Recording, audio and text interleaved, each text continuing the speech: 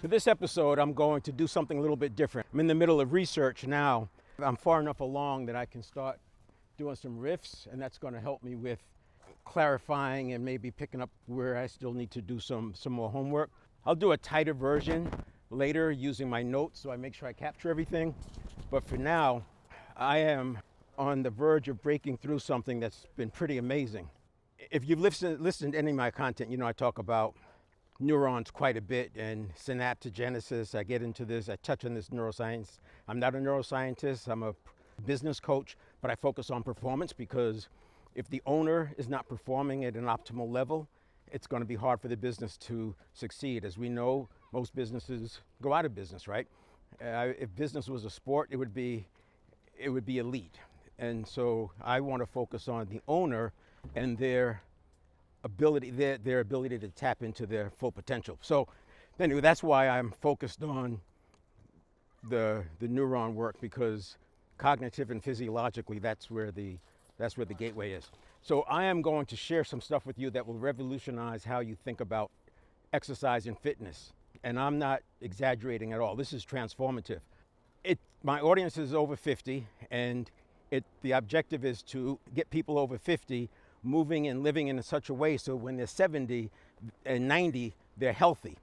My audience is over 50, and the objective is to get people over 50 moving and living in such a way so when they're 70 and 90, they're healthy. The fact is, most people are probably going to live a lot longer than they think, just because if they're already 50, the chances of living to 90 are very, very high, because obviously they made it that long, and the life expectancy tables don't adjust as we get older. Not the typical ones. You can find adjustments if you search for it. So here's the deal. When we think about exercise, we think about muscle fibers. So think about all the things that you've learned. The fact that you have to recover, max lifts you can only do like once a week. The same thing with sprinting, and that's how I got on this track, by the way. You can only do them once a week because you have to recover, you don't want to get injured, and etc. But what if I told you that when we experience muscle atrophy, it's not just muscle atrophy. It's actually neural pathway wiring down. Now there's a term for it, synaptogenesis, and then pruning. The pruning of the synapses is part of synaptogenesis. And that synaptogenesis is what happens when the neural pathways, I'll say, they go dormant. If you consider that what we experience as atrophy is part muscle, but it's also part neural pathway. As we get older, as we're over 50, that's why I was talking about the over 50. This works for people under 40 or under 30, but you have shortcuts because you don't need the long recovery time. Once you hit 30, it's kind of like we slow down. 40, we need more recovery time. 50, we lose agility. 60, we lose strength. And it's hard to replace that strength because it requires so much recovery. I started sprinting, doing like 80-meter sprints in my 50s to get faster for marathon running. It was speed work is how it started out. But then I discovered that there's so many benefits from sprinting, like mitochondria, human growth hormone. It certainly increases neurotransmitter. So I would sprint, but you could only sprint once a week because it's so explosive. You've seen sprinters pull hamstrings, etc. Yes, the muscles need that recovery. That recovery time is for the muscles. That recovery time does not apply to the neural pathways. Now, there's something else going on with neural pathways, and that is that you do have to have some rest because of deep practice is exhausting, but it's not the kind of recovery you think with muscle. So the short version is a big part of us getting stronger, faster, or more fit has to do with neural pathways.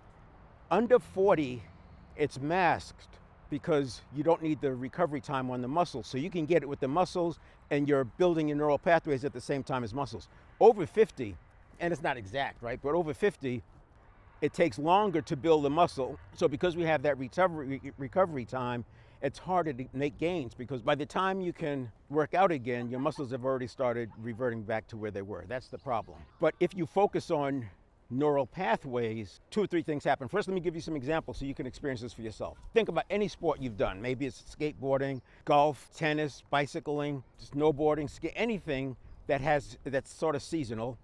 Remember how in the first day out, it's like awkward, a little clumsy. The second day, it's better. And then the third day, you're moving along. I used to think that that was the stabilizer muscles. Now, it is part stabilizer muscles, but it's not the muscles themselves, it's the neural pathways. See, in synaptogenesis, what happens is in the wiring down, it's so that the neurotransmitter can be used for other neural pathways that are active. So the body's being efficient. The body's trying to be efficient. There's no shortage of neurotransmitter. It can make as much as it needs, but it's being efficient, so it prunes the neural pathways that are not being used and uses that synapse for the one, or the neurotransmitter for the ones that are being used. This is the synaptogenesis.